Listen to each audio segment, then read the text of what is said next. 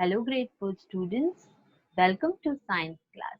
Today we are going to start learning our fifth chapter, Adaptation in Plants. This chapter is for your SDL, that is self-directed learning.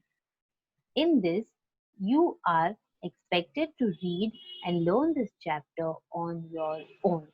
So let us start learning. Now I will be sharing my screen with you and you will get the basic idea about what are the adaptation in plants through this video ahead. Okay, so let's begin.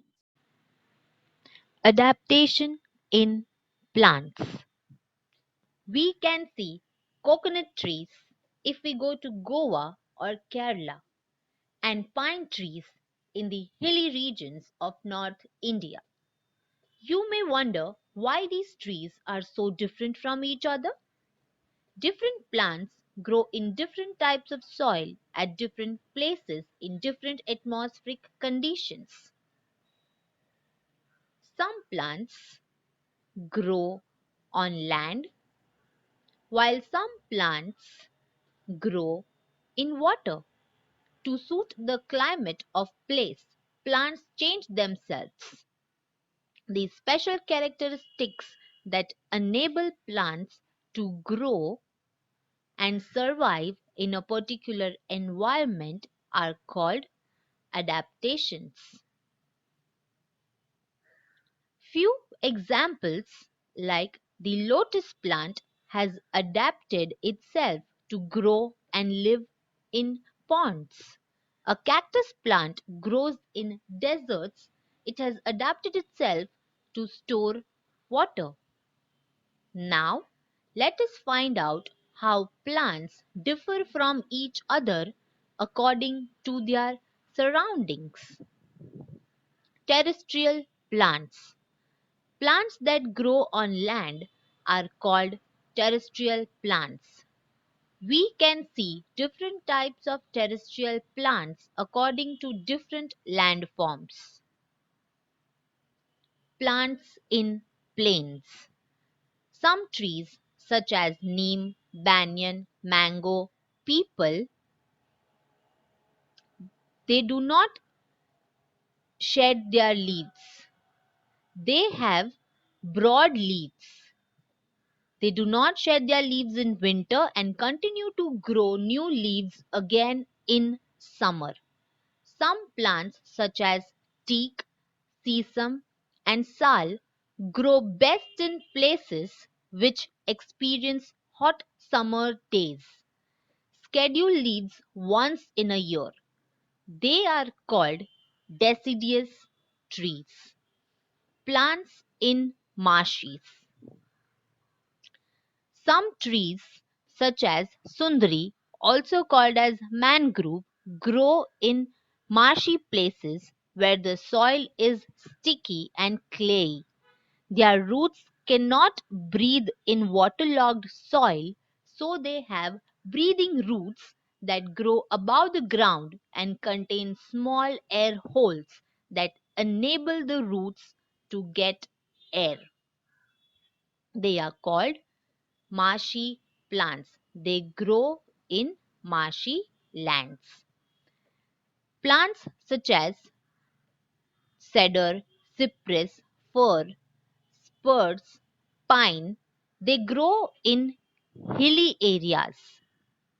You can see these plants in hilly areas like Darjeeling, Ooty, and Kashmir. These trees have needle-like leaves and cones in places of flowers. Such trees are called coniferous trees. Pine and cedar, etc., do not shed their leaves in any season, so they are known as evergreen trees. Plants in deserts. Some plants, such as cactus, babul, mesquite bush, etc., grow in desert. Deserts are generally hot and extremely dry areas. There is very little water available for plants in desert. Plants in desert adapt according to these conditions. Some desert plants, such as cactus, have spongy and soft stem for storing water in them. Acacia plant have small leaves that have less exposed surface area and reduces water loss from their leaves. The roots of desert plants are able to absorb even very small quantities of available water. The roots of plants such as mesquite bush can grow 20 meters down to reach the water. Plants in coastal areas. Plants such as coconut and palms have high water requirements, so they grow in coastal areas. They can grow well in humid areas and salty water. The seeds of these plants are easily carried away by water far away from these places. Aquatic plants. Some plants grow in water.